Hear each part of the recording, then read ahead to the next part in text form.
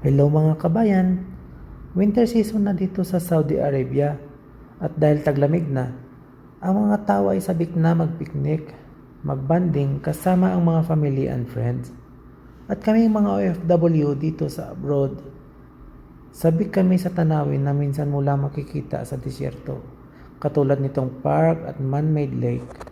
Masarap pag-ihaw-ihaw dito, sabay kakain sa binuklat naming carpet. Parang isang pamilya lang kami pag nagsama-sama.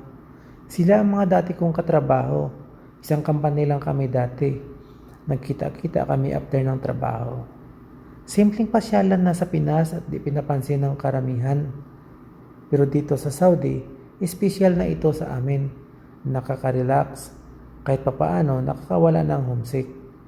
Kahit sa konting sandali ay nabawasan ang lungkot at pangungulila.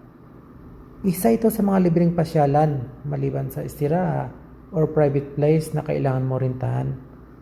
Maraming mga lokal ang nandito. Takip silim pa lang, nandito na sila. Hanggang madaling araw, yung iba inaabot na ng umaga.